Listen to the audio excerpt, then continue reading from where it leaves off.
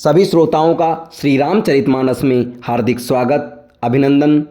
आज श्री रामचरितमानस के बालकांड के दोहा नंबर 97 और 98 में प्रवेश करते हैं। बढ़ते हैं दोहे की तरफ। तेहि अवसर नारद सहित अरु ऋषि सप्त समेत, समाचार सुनि तुहिन गिरी गवने तुरत निकेत।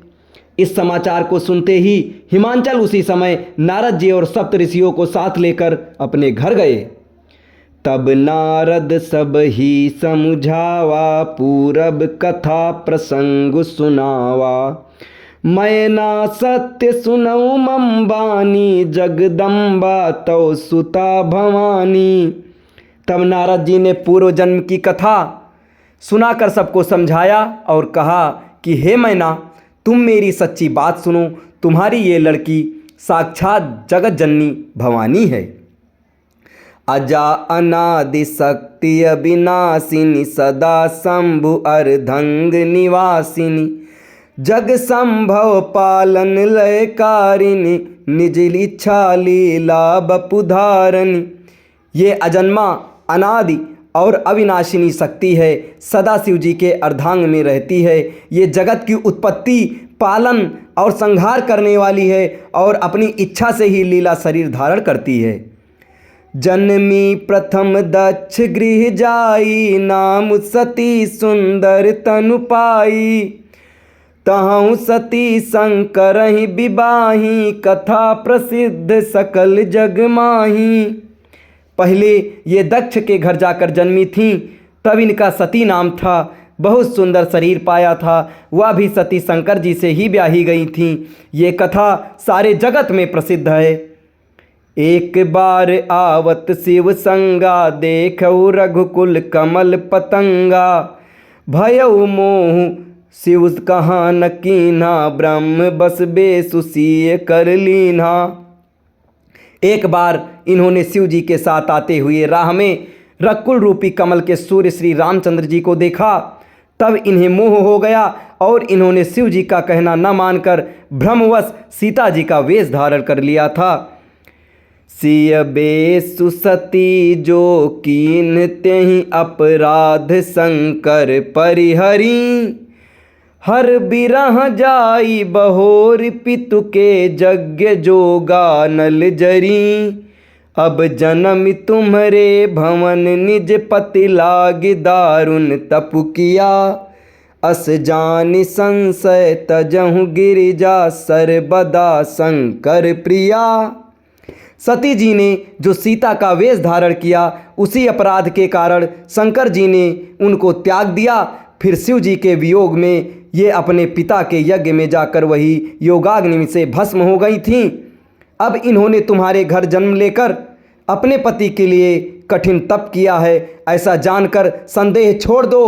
पार्वती जी तो सदा ही शिव जी की ही प्रिया और अर्धांगिनी रही हैं। सुनि नारद कह बचन तब, सब कर मिटा विषाद। छन महु व्याप्यहु सकल पुर, घर घर यह संवाद। तब नारद जी के वचन सुनकर सबका विषाद मिट गया और क्षण भर में ये समाचार सारे नगर में घर घर फैल गया।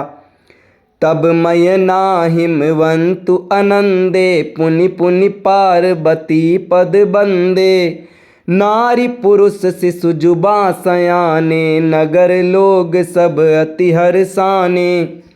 तब मैना और हिमवान आनंद में मग्न हो गए और इन्होंने बार बार पार्वती के चरणों की वंदना की। स्त्री पुरुष बालक युवा और वृद्ध नगर के सभी लोग बहुत प्रसन्न हुए। लगे होनपुर मंगल गाना, सजे सबहि हाटक घटनाना। भांति अनेक भई जेवनारा, सूप शास्त्र जस कछु व्यवहारा। नगर में मंगल गीत गाए जाने लगे और सबने भांति भांति के सुवर्ण के कलश सजाए। पाक शास्त्र में जैसे रीति है उसके अनुसार अनेक भांति की ज्योनार हुई, रसोई बनी। सो ज्योनार की जाई बखानी, बसही भवन जही मातु भवानी। सादर बोले सकल बराती, विष्णु बिरंच देव सब जाति। जिस घर में स्वयं माता भवानी रहती हों, वहाँ की ज्योनार भोजन सामग्री का वर्णन कैसे किया जा सकता है। हिमांचल ने आदरपूर्वक सब बारातियों, विष्णु, ब्रह्मा और सब जाति के देवताओं को बुलवाया। विविधि बाति बैठी ज्योनारा, लागे परुसन निपुण सुआरा। नारी वृंद सुर जेवत जानी, लगी देन गारी मृदुबानी। भोजन करने वाले की बहुत ही सी पतंगे बैठीं, चतुर रसोइये परोसने लगे। स्त्रियों की मंडलियां देवताओं को भोजन करते जानकर कोमलवाणी से गालियां देने लगीं। गारी मधुर स्वर देहि, सुंदर बिंग बचन सुनावहीं। भोजनु करहि सुर अति विलंब, विनोद सुनि सचु पावहीं। जेवत जो बढ़्यो आनंद, सो मुख कोटिहूँ न परै कहो। अचवाई दीन्हे पान, गवने बास जहाँ जाको रह्यो।